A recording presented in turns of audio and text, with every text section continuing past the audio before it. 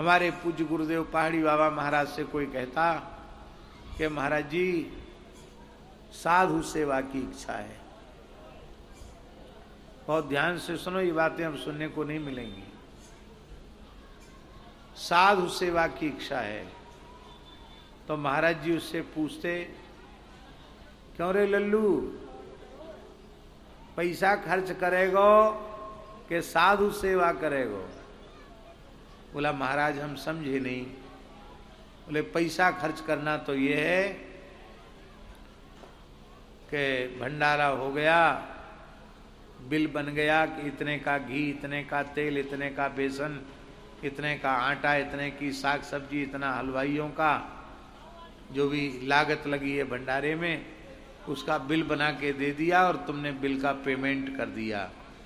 ये हुआ पैसा खर्च करना। और सेवा क्या हुई? बोले तुम्हारे सामने बांके को बुलवाते। बांके एक हलवाई था, ब्रजवासी, तुम्हारे सामने बांके को बुलाते हैं। बांके, हाँ महाराज 500 मूर्ति की रसोई होनी है, अमुक अमुक सामग्री बननी है, क्या सामान है लिखवा। सामान लिखवाते। अब तुम खुद बाजार जाओ, एक नंबर से एक नंबर सामान खरीद के लाओ, हर चीज सर्वोत्तम क्वालिटी की खरीद के लाओ। ठाकुर जी को भोग लगना, संतों को संत पाएंगे। लाकर सारा सामान राशन रखो यहां, परिवार सहित स्नान ध्यान करके सवेरे से तैयार हो जाओ, स्थान की सफाई करो, सब लोग सब्जी अमनिया करने में लग जाओ। फिर संत आवे तो फट्टी बिछाओ, पत्तल फेरो, माताएं पंगत में न घूमे, पुरुष वर्ग ही घूमे, क्योंकि संतों की मर्यादा है। अब फिर संतों को परोस कर प्रेम से जिमाओ, उनको कंबल कपड़ा दक्षिणा जो कुछ देना है, माला पहनानी है सब करो, तिलक लगाओ, माला पहनाओ, दक्षिणा दो। इसके बाद स्थान के जितने मूर्ति हैं सबको पवाओ, कोई बाकी न बच जाए, तब परिवार सहित खुद बैठ करके पाओ। अब इसमें बिल बनाने का कहीं काम नहीं, बिल कहां से बनेगा? सारा सामान ही वही लाया है, सामान हलवाई को भी उसी को देना है, सबको उसी को देना है।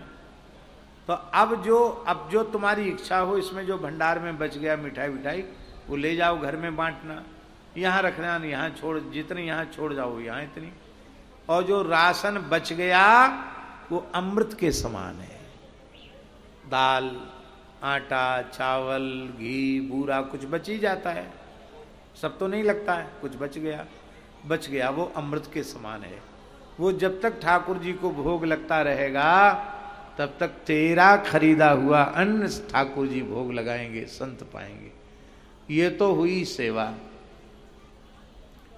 और खाली पैसे का नगद भुगतान कर देना ये हुआ,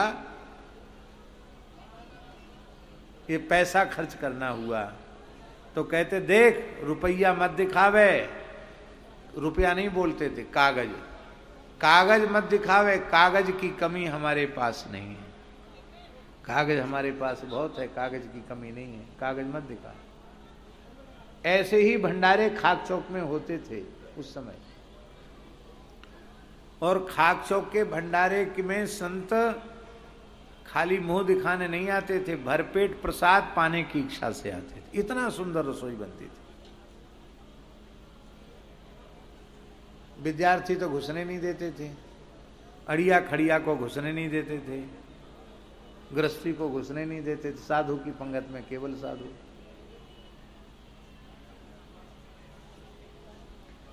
जितनी चिट्ठी उतने मूर्ति, उससे कम नहीं। समय से आओ तो मिलेगी, समय से नहीं आए तो चिट्ठी तुम्हारी बेकार गई। बड़ा कठोर अनुशासन था वहां।